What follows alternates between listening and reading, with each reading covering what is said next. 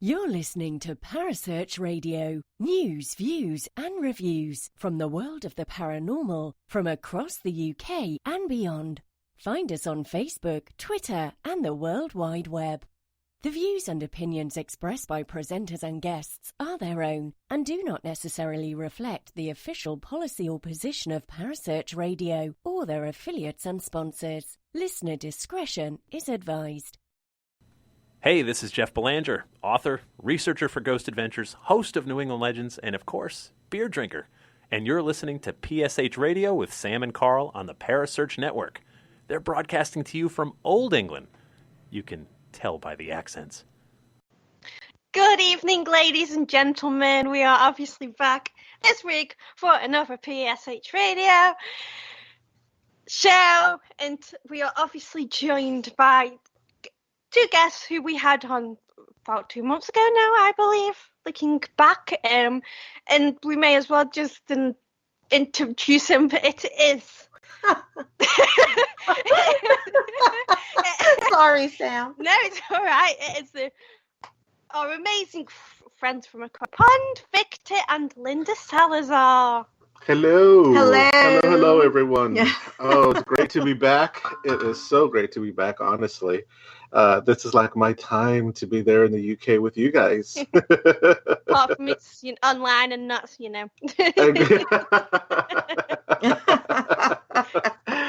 No, but it's awesome to be back. Thank you for having us. It's fine. Yeah, we enjoyed you as guests last time, and obviously we've become good friends now. So absolutely. This is what happens, because obviously 1 hour sometimes isn't enough, so that's why we have to get you back on. Yay! We win the Grammy. We win the Grammy of radio guest. Yes. In the UK. Awesome. Oh my gosh. It's been an interesting last, couple of weeks and the weekend. Yeah. So we have lots to share. Lots of goodies for you guys. Excited for you two all to share. Yes. So as you can tell, this last couple of weeks have been crazy busy, but we just got back from the Gettysburg, what's called the Gettysburg Battlefield Bash. And we had a great time and a great weekend. We were able to see all our fellow paranormal investigators. And we got to meet new friends, see our old friends. It was really awesome, and it was for a good cause. It was for the Wounded Warriors in Virginia, and for the terminally ill children. So it was an awesome event to be part of. The Berries, which is Pamela and Steve from the Ghost Exchange in Gettysburg, they did an awesome job. I mean, they were just on point. So kudos to them. And of course, being out there in Gettysburg, it's really nice, and the history and the experience. We had a lot of I guess you could say interesting activity, not by humans but by spirits. Allegedly, we must say. To touch on that, it's kind of interesting because as most know here in the States, and I know that the shows that we've done have been in syndication in the UK, and each time they come on, someone will email or call or try and post that, hey, I'm seeing you on TV. So, what's interesting, just to add to that note, is that we took a 2-year sabbatical after those shows, and we took time for ourselves and to reflect and to process the whole journey that we had just gone through. And coming back into the fold, if you will, was quite, not that, the book thing is very different from an actual paracon, so to speak. And the reason that I had said yes, to this one, like, yeah, let's do this, is definitely first and foremost the charity involved. Yes. With the critically ill children and the PA wounded soldiers. And also, what a wonderful place to have it, the Gettysburg battlefield. And the place we were staying at is above battleground. And all around you, there are battlefields, as far as the eye can see. So it was intimidating in the fact that you're coming in, you're seeing all these new faces. So some some you don't, and you just have to remember the cause. And it's just, it was pretty interesting as far as a personal type of thing. But we were very, very happy to have done it because we were treated so graciously and so hospitable and welcomed. And I found it very, very, yes. Yeah, I was like, okay, who said what? Who paid these people to be nice to us? But, not that we gave any reason, but it was more of people knew who we were, and it's always strange when someone comes up to you and is very formal, and because Lynn and I are very down to earth people, and we love to sit around and chat with just about anybody, and especially when it comes to things of the paranormal. So when they come up to you and they hello, and they formally oh, Mr. and Miss, and it was very sweet. Very sweet. But yes, it was an exciting time. But yeah, we did have some experiences there that we'll be glad to share throughout the show. Yeah. Yes, I'm sorry. Yeah, because like I said to obviously Lynda before the show, I was like, Gettysburg is like my bucket list location to go to. So I'm like excited. You know what? Gettysburg is amazing because, as we all know, that was where the Union and Confederate forces during the American Civil War, and it was one of the largest number of casualties in the entire world. And so, like I said, everything when you go there, it's like you're walking into or through a time warp. Yes. And you see all these monuments, honoring those of the fallen, and there's a melancholic kind of atmosphere that takes place, and it could be loud on the highway, but once you get further into the battlefields, it's so still and so calm, and you hear the birds, and you hear the leaves blowing, and then you see the beautiful statues and the monuments, and it takes you back to that time, but just it's a memorial, everywhere you step foot. And you see the homes around there, the farmhouses, and definitely the ghost, if you're lucky enough to see one. Believe me, they are there. So yeah, there's this stillness, there's this intensity with the silence, if that makes any sense. But it's overwhelming, and but it's a beautiful place. And yeah, I can't wait till you visit, because it's a sight to see. It definitely is. I think y'all should plan for next July. They already set a date for the conference, July 24th through the 26th of 2020. So I don't know. Maybe y'all need to mark the calendar, and we need to just visit each other. Maybe.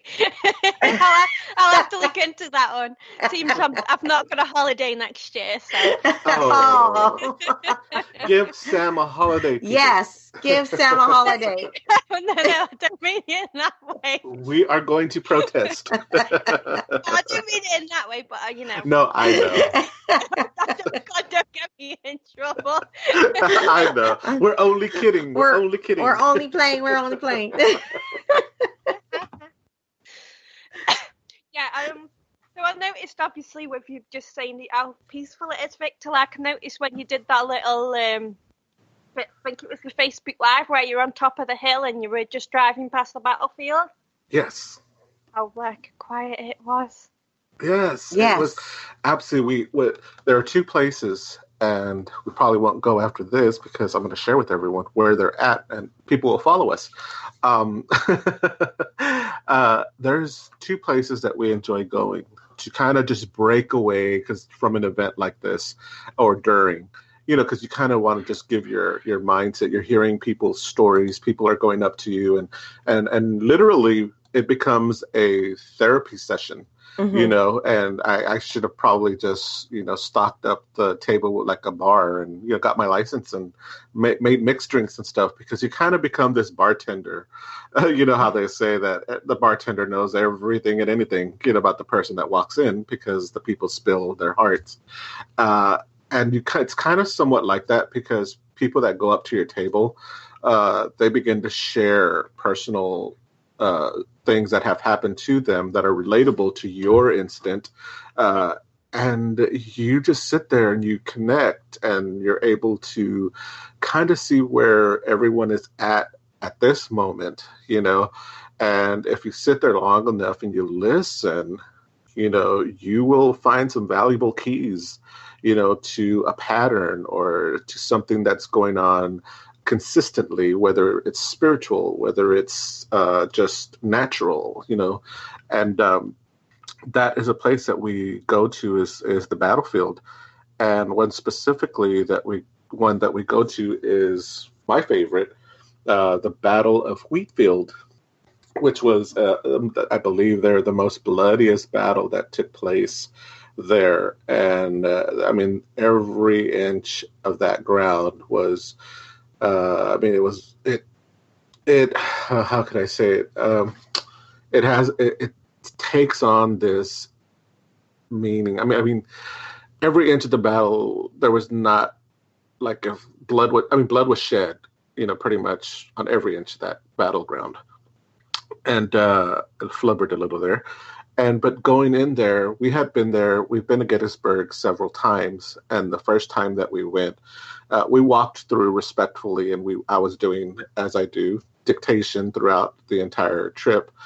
And upon walking back to our car, we received an EVP, and it was actually the voice of what appeared to be male, and it said, "Hey, Sarge, charge the rear."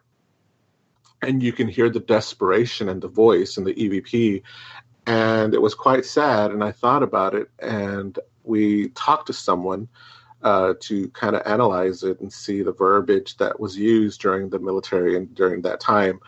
And they said, yeah, that was something that they used to say. That was, military terminology.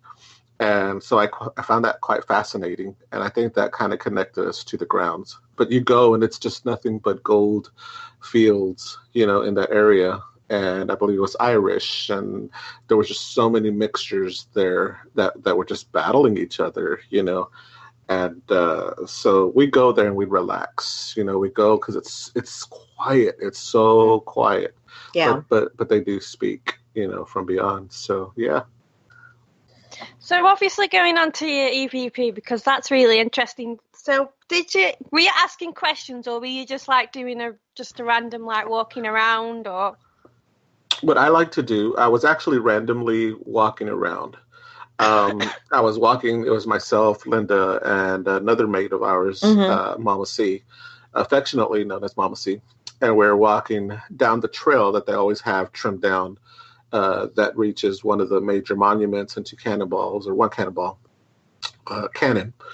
And I was walking, and usually what I do is I'm speaking out loud or thinking out loud into my recorder, and I'm just sharing how I'm feeling at the time, or describing something that I'm seeing or that catches my eye.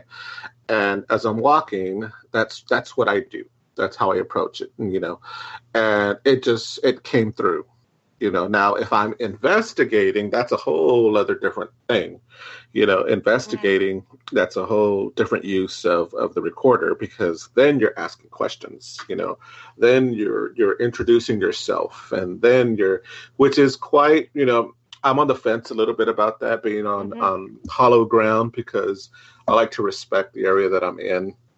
And like both Lynn and I just kind of say, hey, we introduce ourselves and we speak to them as, they were people, they were alive at one point in time. So we just kind of, generally strike up a conversation and something will come out, sometimes it doesn't go with the conversation we're having, but most of the time it does. Mm-hmm. So now that, as I was walking away, I found it to be strange that maybe this soldier saw me and I thought perhaps I was, I looked like one of the sergeants, you know what I mean? Yeah. Or I carried the energy of one of his sergeants and he was yelling out to me, hey, Sarge, charge the rear. Yeah. I'm not sure.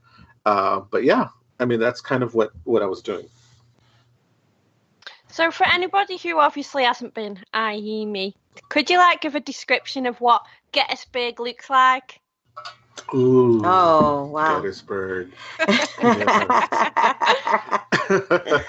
Gettysburg, let's see, to me, through my eyes, it is definitely ghostly in terms of, I mentioned the monuments that you have there, the memorials. You see the soldiers, each monument represents the little battalions. The battalions that were there, from Texas, from everywhere that came through. And they're quite sad, because you see them as you're going through this. Just imagine tall trees, roads umbrellaed by trees, oaks, and you're just going in slowly. The drive is smooth. And hills behind. And to the left and to the right, you will see the fences that they used during the battle. And you'll see the areas of the battle and all that stuff. But the monuments, again, they're very touching. They're very moving. And I think they add that element to kind of evoke that emotion, that natural emotion in you, because you will see a soldier, a monument of one of the soldiers, but his back is towards the road. So it's not necessarily there for you to gawk at, but it's actually a depiction of what might have been. And you see this monument looking through the field. He's either laying down or he's tired or he's scouting or he's, you see stuff like that. And it's very surprising because you're just driving this long winding road and you'll be like, wait, that looks like somebody, but then it's a statue. And then, so then you also have, it's like a living memorial. Yeah, I know. From my very first time when we went there was back in 2011. We did an East Coast trip, and I didn't think that we would be making so many trips now that we live close to Gettysburg. I think this was our third or fourth trip up there, and it feels the same as when we made our first trip there. It's like you check into your room and some of the rooms are like on the outskirts, but as you're driving into town, all of a sudden you start seeing these monuments. It's like you're driving in like country-like before you get into the town itself. And the town's not a big town, it's just the right size, but everywhere you go, you see these monuments everywhere. And, you see the hills and it's all the greenery and the fields. And then you see little farm homes, some that are, that have been there a long time.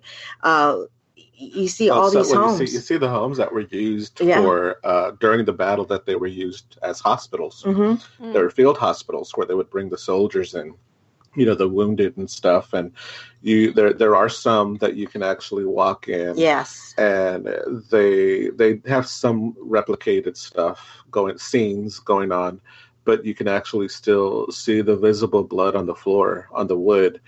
And so they have that. They have, again, I think when you walk out, like I know this past time, there was just this smell in the air. There's always this smell there in the air. And it's not a bad smell. It's just that historic, like you can smell the history. You know, there's some places that you go into and you know that there was history. I mean, you can smell it, you can feel it. It just has a whole different vibe. A vibe about it. And that's exactly how it was when we went into Gettysburg. It was funny because the first day that we were there, you know, everything was like on a rush. It was like, go here, go there, that, you know, I didn't really have time to realize we were in Gettysburg. But then when we finally took that time to have that Zen moment, to catch ourselves and just relax the mind and come down a little bit, all of a sudden I realized, oh my goodness, we're in Gettysburg, you know, and especially when we went into our spots, and I was just like, wow, there's that smell, there's the feel, and there's the vibe. It's very well preserved. Yes. You know, it's almost as, again, like it's walking back through time. And I mean, the UK has a lot of those locations and stuff like that.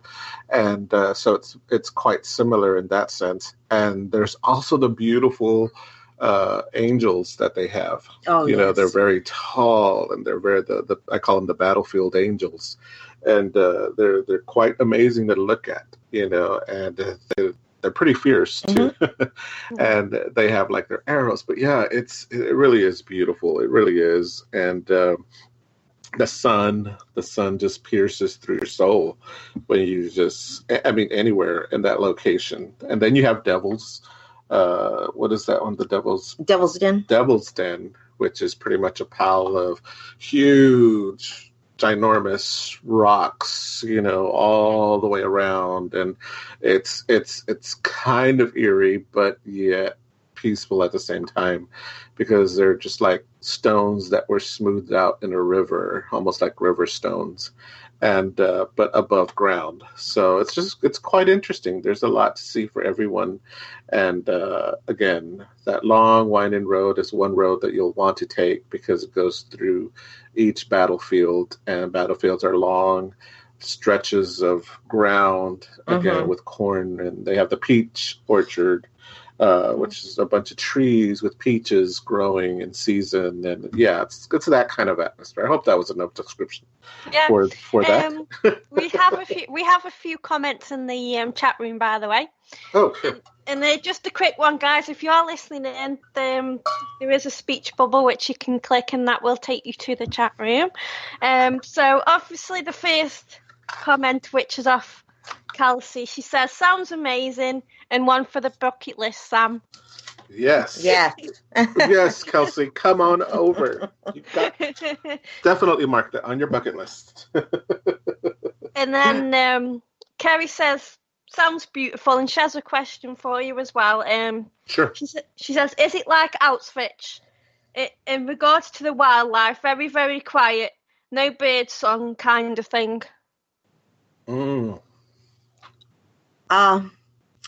I would say it's a little bit, because those two are two different history, but yet can be so much, you know, they're just two different histories. I can only imagine how that would feel going to Auschwitz. I can never say that. I can never say that correctly. So sorry. Another one for the Lynda.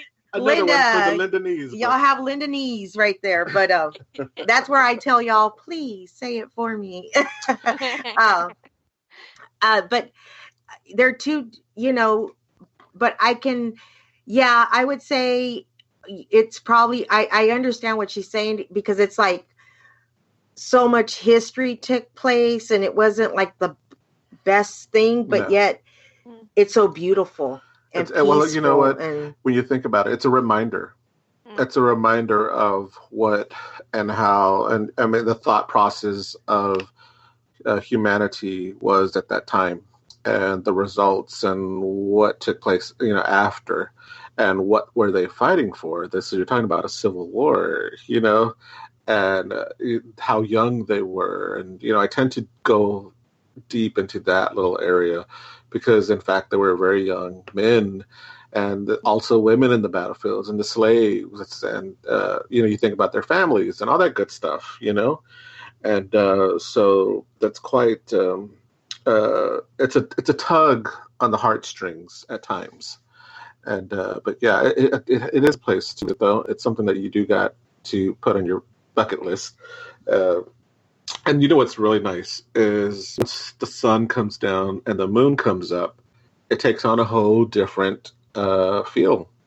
There's a whole different ambiance to it because you see the statue's reflection, the shadows, and everyone's that is around there, their homes, their farmhouses. They have candles in the windows, 2 blacked out windows, and those candles were, of course, for the beacon light for their loved ones that have went away, and they would remain until they came back.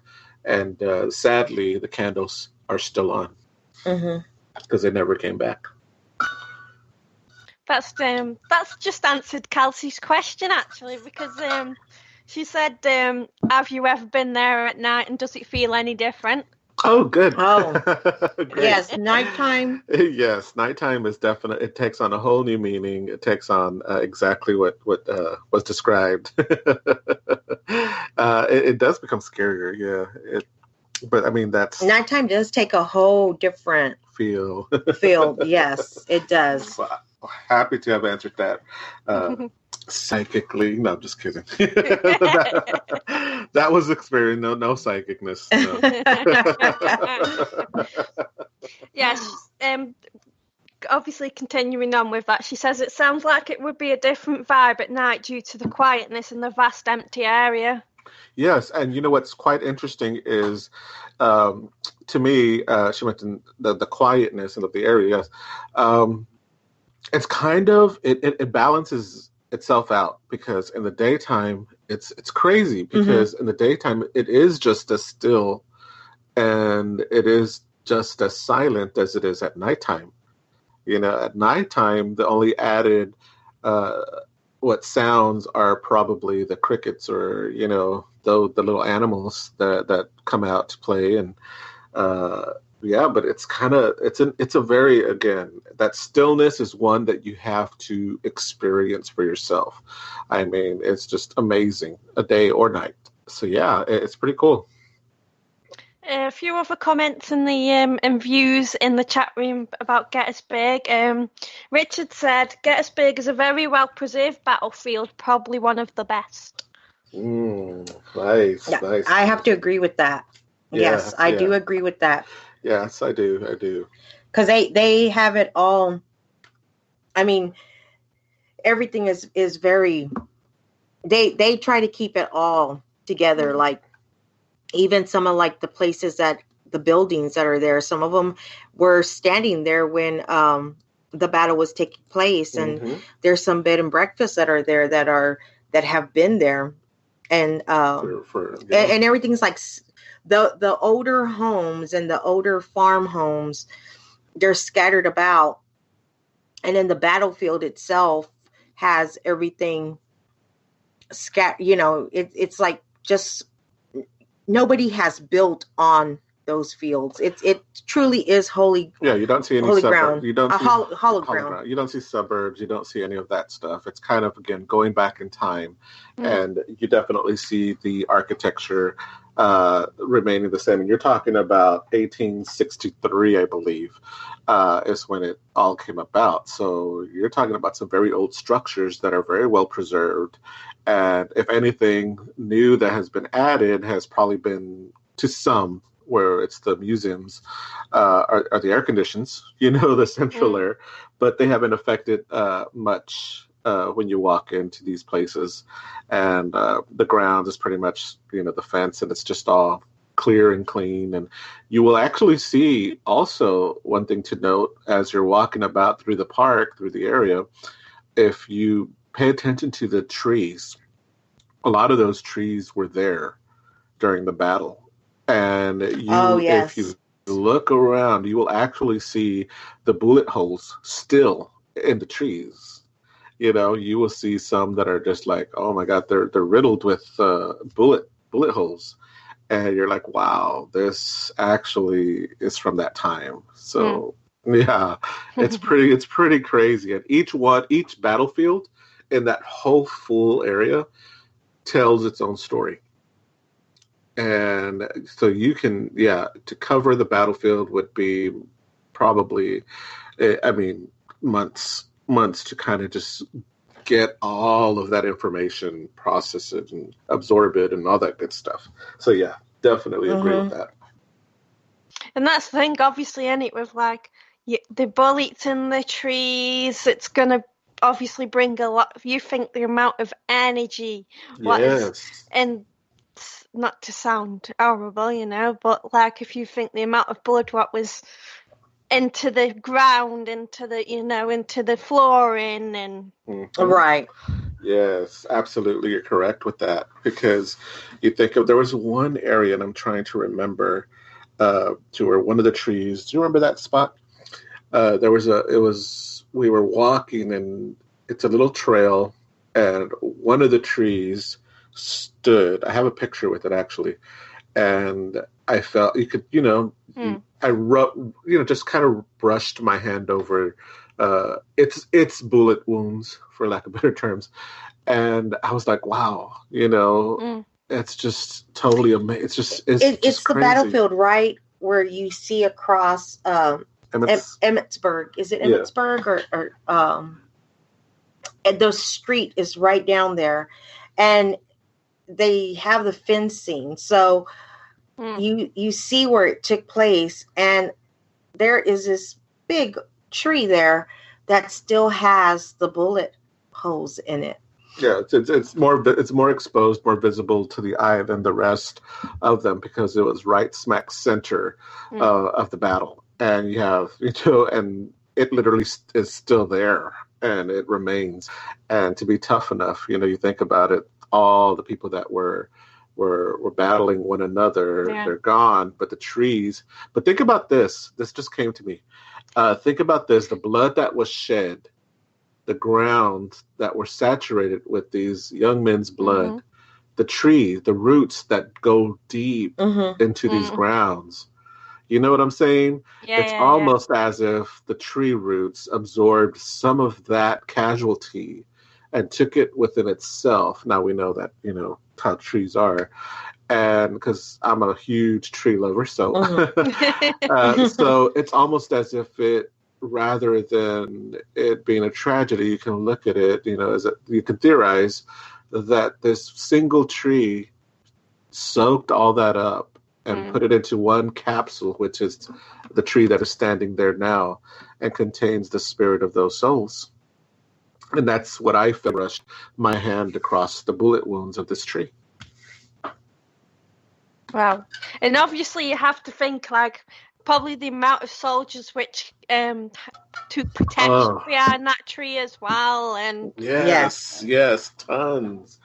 And I don't have an exact number, but yes, you're right. You have to kind of imagine how many there were so many, and from so many different areas, and so marching across lands that were treacherous to the human body during that time. And they didn't have cars and planes, all that stuff. Correct. On foot, they were coming from on foot. And a lot of the Texans, I believe, made their way out there. You're talking about days and days travel before they actually got to the fields, and they lost a lot. Yeah, because they weren't even prepared for the weather. The weather, you think about it. Texas is hot, desert-like heat, all this stuff. So they're going to the Upper East Coast, they're going to Gettysburg. But once they arrive, they're not prepared, physically, because it's colder. It's the weather, the climate, everything's different. And so I think that was a major flaw in, with them and not knowing their surroundings. And a lot of them got sick before even getting there or while there, and died because of natural causes and stuff like that. So, yeah, you have to really, really dissect the whole thing, and it just kind of puts it into perspective. Like, wow, it's like they didn't even know how cold it would be. then you'd be cold. But, you think of the armor, you think of the weapons, you think of the food, you think of the lack of, and there you have casualty. I think you even go deeper when you, like, I know how you were saying, Sam, how it makes you think a little deeper. And I know some people think, oh my God, that's so macabre. But these are things that you really do think about, even when you're investigating or when you're drawn to the history of stuff. And like, I even think about that person and their family, like, what were they thinking? Like, there's a spot that I had did on the group, Facebook group. I showed one of my favorite spots that I love, and it always brings me to tears because, these were the men from New York, and they were all Irishmen, and they have this huge Celtic cross standing up with a dog lying right there, and it was representing the dog waiting for its owner to come back home.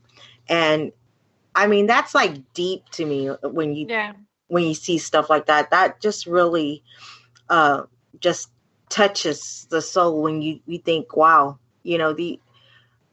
these aren't just spirits, ghosts, or just a history. These were actually human beings that thought, and they thought just like the way we think of things today, just a little bit more modern now. We're more modern about it. Going to the chat, just going back to the chat room quickly. Tammy from Valley Spirit Communications in California says hello. Hello. I just looked at the number of casualties from Gettysburg, and I can't even say the number because there was that many. Yes. Oh God, I tell you, it's one of the saddest wars, that took place. I mean, I can't imagine, I cannot imagine. And again, just being there, it's just terrible. There's a place, a bed and breakfast that we stay in the very first time, and it's also allegedly haunted, and it's the inn at Her Ridge, I believe. Yes. And we stayed there during Hurricane Irene. And so because of Irene, I know it's crazy, we were actually racing the hurricane, but Hurricane Irene happened to come, at the same time to try and deter us from our vacation. Yes. And but it kind of worked in our favor because no one was there during the time that we were. So we had the Inn all to ourselves. And again, it was another home that was used for as a field hospital. And so they had all the soldiers in there. What we come to find out or come to learn during that time is we got to talk to the people that were there, the owners, the staff, that sort of thing. And we stayed in what they alleged to be their most haunted room, which is room number 4. And lots of people had experiences there and stuff. And so we said, okay, sure, put us in that room. We're fine with it. So we went in that room and we had a couple of experiences, but we walked around and just kind of absorbed the scenery, the restaurant, all this. And then they had shared with us that many soldiers had gone through there. And what they used to do was when they had to amputate a lot of their limbs, or if their limbs were so badly detached from their bodies, they would gather them up. And see, my sister-in-law was staying in another part of this hotel, which is detached and is more new, but built on the same ground. Well, that area happened to be the place that they burned the limbs of all the people that went through there. And so ironically, we didn't know that piece of history about that place. And the funny thing is, my sister-in-law, at the time, she was a healthy skeptic. And, she was more on the psychological side because she has her master's in psychology. And, so paranormal was kind of just like, okay, let's analyze this, sort of thing, as anyone would with that background. And when we were out and we went to visit her in her room, which is kind of a couple of feet away from Yes. the original place. She was like, I keep smelling decomposition. Well, she didn't want to tell us at first. She was a little embarrassed because she didn't kept tell us till the next day. Yeah. She was like, there's this scent that keeps rising. And it was really causing her to have a really bad headache. And she was like, it keeps rising and I keep smelling it. And it's not the hotel because it's immaculate, it's beautiful. And she's like, but it just keeps rising ever so often.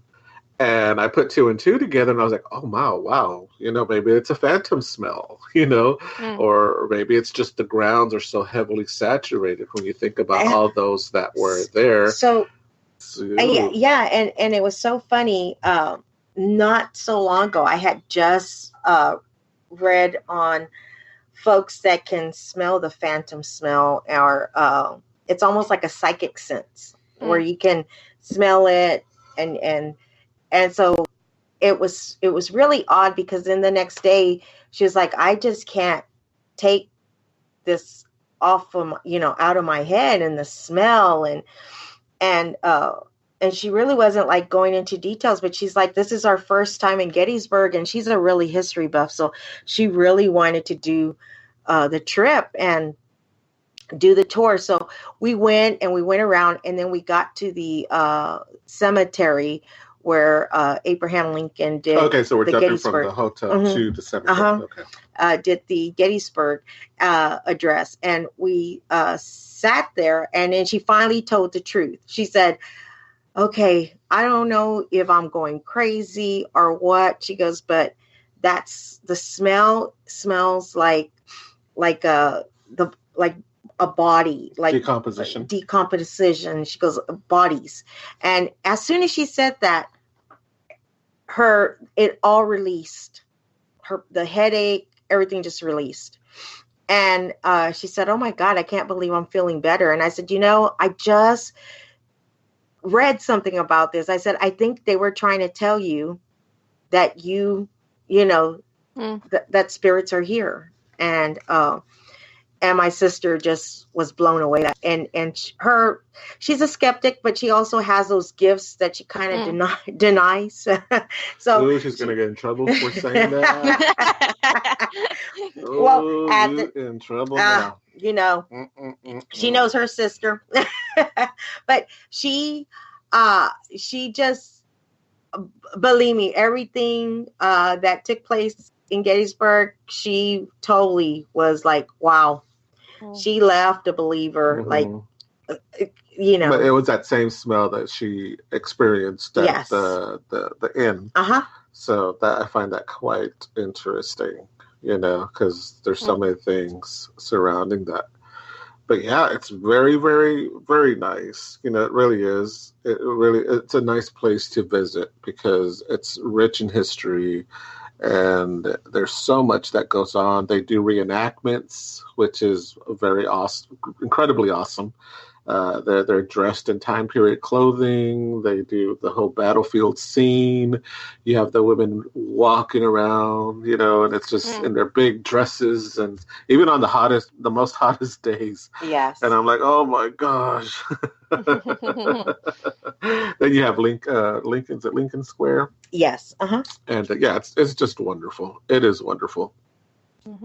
A few more comments. Obviously, these are off Kelsey because she's overly fascinated now. Yes, Kelsey. She says, it always seems to be the places that have had the most catastrophic events in the past that feel so peaceful and calm now. So many layers beneath them that what appears to the eye. I would love to go and feel the energy there. Oh, yes, yes. I agree with you. I agree with her because feeling it, talking about it is fun. It's cool, but when you're actually there, each one of us will feel differently, But the energy there, again, it's quite calm. It is really calm, and it's a place of tranquility, serenity, and it really makes you think. It'll really challenge your thinking in so many ways, and it's a very calming place, And so I've never heard anything really bad as far as energies are concerned. And so it just brings that. She's right. It does seem that in most cases where places have had really, really extreme tragedies are places that often become places of tranquility, for some odd reason. And not with all, but with some, because some are residual and they kind of repeat itself, and that's not a good thing. You don't want that. You don't want to experience that kind of energy. No. She also added, being able to appreciate our freedom to walk through these places without feeling the fear they would have felt makes you realize how lucky we are today thanks to them. Oh, beautiful statement. Yes, beautiful that is. Statement. I agree with that. Yes. I definitely do. Then you have the Satch Bridge. The Satch Bridge is a place that we go to for some quiet time. And it's not always quiet because there's always people there investigating or doing their thing. But when you're lucky enough, you will go and you'll have that whole bridge to yourself. And it's the river. I think there's some pictures of it on Facebook and or a video, I think, that we took while on the Satch Bridge. And lots of soldiers also through there. They said it's allegedly haunted by one specifically that appears to people. And, I was looking through the little triangular walls of this place. And I was looking over and I was looking into the river, and I just imagined how many of these soldiers' remains are still underneath the bottom of this river, that I'm standing over. And I couldn't help but think that, this was the first time that I went that deep.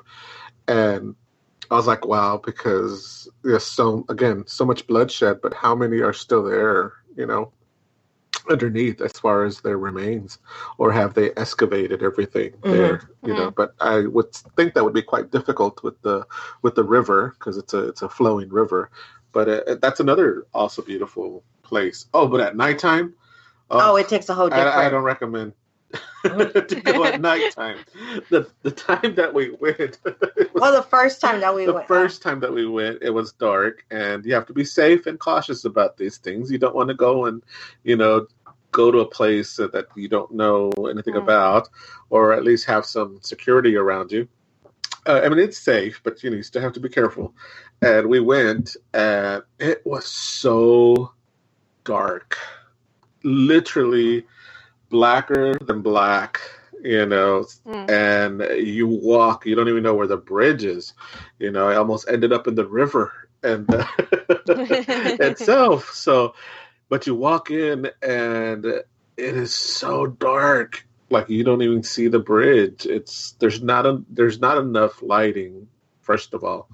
And then it's just the skies are the evenings are darker than what they are, or what we're used to in Texas, or here actually in Chesapeake. It's quite similar, but not that much. It's a lot darker. And you can't even see your hand before you. Let me put it that way. So you definitely need to go in, lit it to see with spotlights, because a normal flashlight won't even work. And I had somebody, there was a few kids there, and I had someone pop out and try and scare me that I didn't know, and they were actually hiding within the walls, the space of the walls. Yeah. And I thought it was Linda or Mama C. Yes. And I reached my hand out because I knew there was something in front of me. And I was like, wait a minute, is this real, or is this ghostly, or what is happening here? So I reached my hand, and that person just he roared, and I was just like, oh my God, you scared me. So yeah, there's the Satch Bridge, though. The Satch Bridge is another beautiful place to visit. Yes, and very, especially when the moon's not out, and it was like, once again, Hurricane Irene was coming in, and it sounds so funny for a Texan to say, yeah, a hurricane was coming in, but it was really, it was one that was like on the outskirts, so we had to stay put where we were at. And And so it was dark, you know, the moon wasn't going through because it was cloudy. And so it was a very dark night out there. But yeah, that's kind of the same the same feeling of Rhode Island. You know, the cemeteries in Rhode Island that date way back to the 1600s and some earlier. It has a different feel, a whole different vibe. But I was thinking about that one time. I can't remember. Sorry, Sam. We went off on a. We totally went. We totally went off trail. We're like, oh, do you remember that time? Well, he's telling me like if you can see him. I'm like, I know. I'm thinking that you're like right here, Sam. And I'm like, do you, Sam? I'm like trying to get your attention. Hello, it's a screen. It's a microphone that I'm talking into. Oh, oh my God, that's so crazy. Which time were you talking about? Well, I can't remember now. Oh my goodness, he just he got so excited and he thinking I was there. Yeah. I thought Sam was here, you all. He did, and then he's tapping me. If you saw what Linda saw, you'd be laughing because I jumped up and I'm like, I see Carrie's picture, you know, the thing we're doing the computer. I'm like, oh, I'm trying to get Sam's attention. And he's tapping me to like try to help get your attention. I'm like, that was weird. I must have pissed you in spiteful. You must have. Yeah. Oh my goodness. Oh my gosh, that is so hilarious. That was funny. I just to see that, I'm like, oh my goodness. But I mean, Satchbridge. It's pretty long. And there's other places. There's just so many places. Like there's even places we haven't gone to explore. Yeah, we haven't explored. Oh, that's what we need to share. Some the other cottage places. Story. What took place after what was there? Oh, at Gettysburg, at Jody's. At Jody's. Oh wow. Well, we have. If y'all want to go that route, I'm not sure. We went to one of our good friends' home that's out there in Gettysburg, and it's an old cottage, and we went out there, and they taught us something new because they have what is called the SOS Paranormal Teen Camp. So they were like, come on over to the cottage. Let's do an investigation. You're going to, you know, it's always active. Well, the investigation didn't turn out the way we thought it was going to turn out. It started out with bingo, of all things. And the funny thing was that the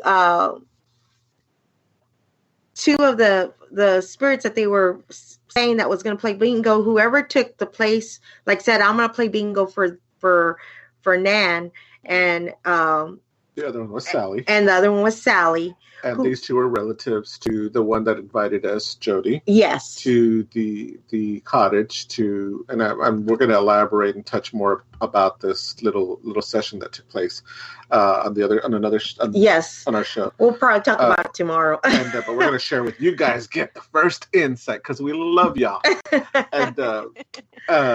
And so it was interesting because, again, like she mentioned, SOS Jody runs a teen camp, and she has these young adults that have these gifts, you know, and I guess don't know what to do with them or plug in or understand.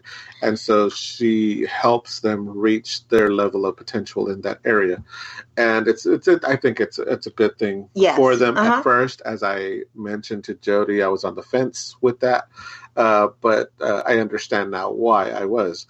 So, but anyway, she invited us to go, and her team also has guests like Patrick Burns, you know, Marlene Patrick, who go and discuss and talk with these kids and share experiences. Well, we go to this cottage, which is in her family, and it was Nan and Sally. Yes. In whom they were communing with on the table as we entered into this cottage. And they loved playing bingo. They loved playing bingo. You know, that was their thing that back in their time.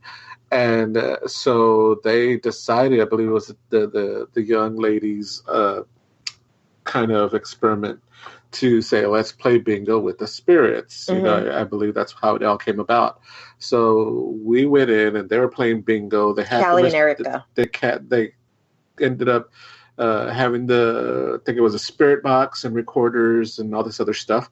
And you'll see the video. It's out there. And so they're playing bingo, and the gentleman that was challenging the spirit, I guess, of Nan and Sally never won. And a human person, which was one of the ladies and Linda, took the place of Sally and Nan, and they kept winning. So anybody who was Sally or Nan would win. And that was consistent throughout the whole session. So I was like, wow, this is interesting. I went in there just to look. I didn't go to participate in any extreme investigating. I kind of wanted to see what was going on in terms of how they investigate, because I think that's fascinating. And I participated because I like playing. Linda tricked me. And she said, "Oh, we're not going to investigate. We're not going to do anything." But she tricked me. What are you talking about? You didn't do. I was playing the bingo. I think her and Jody kind of set me up, because I think they drugged me out there. He didn't play bingo though. Yeah, I did that. If you see him, he's just sitting there. I was just like, oh my God, you're going live. What? Nobody told me about this. Jody, you are in trouble. So anyway, long story short, it was interesting to see the spirits react, and the end result was when the gentleman that was playing that never won and was challenging the spirit of Sally and Nan ended up winning after many rounds of bingo and not being Sally or Nan, or taking on their persona, I guess. He ended up winning at the end. But he won. Was Sally, right? He was Sally. He said, okay, this time I want to be Sally. So he won. So I found that quite interesting. Yeah, and the thing is, they were taking turns. Mm-hmm. I was like, did y'all notice that Nan and Sally are taking turns, that Sally wins one, Nan wins one? And the only reason I noticed that was because I was Nan at first, and I didn't win.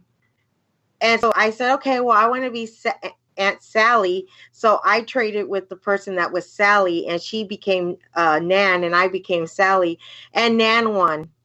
And then, we were just switching it off, and then Sally won, and then that's when the person, so it was like a back and forth, and we were like just moving the bingo around, which you'll see on the video if you go into the Facebook group. I think she posted. She posted, and she posted on our timeline also. So you see us doing when you see me looking crazy, it's because I was drug out there, and Linda made me do it. Oh my God! Yes. It was a fun time had. I learned a few things from that, and that's what it's all about, I enjoyed it. I thought it was something different, and it wasn't just your normal investigation. Sit in the dark and, hello, is anyone here? Tap on the wall 3 times. No, it was further. It was more intimate, I guess, doing something that individual that you, in fact, knew that was one of their favorite pastimes while they were alive. So I thought that was interesting. Mm-hmm. I was like, okay. I found it interesting. So that yeah. And then, back in the hotel where we stayed. Oh, are we talking too much, Sam? Sam's like, I'm trying to get in. You've got like 2 minutes. Oh, 2 minutes. Thank you. You can say a lot in 2 minutes. 2 minutes. Okay. Hit it, Victor. Well, you're wasting time with the music. Okay, I'll stop the nonsense. No, at our hotel, I know Linda experienced a few things, and I couldn't validate or debunk what she experienced, because, there was only 2 of us in this hotel. And you're talking about that hotel was on battlefield ground. And so while we were there, I think it was the shampoo that had... It was our first time there. You've got 2 minutes. I know. It was I'm looking at the time. It was our first time there, and it was our first day there. And I happened to go in the room, and I was putting stuff up in the bathroom, and I saw this. I had just looked straight at the shampoos, the little samples that they put there. I had just looked at them. They were all standing, and it wasn't anything, a loose table or anything. It's that little concrete that's stuck to the hotel. And then I had to turn around quickly to get something. And when I looked, one of the shampoos was laid down on the side.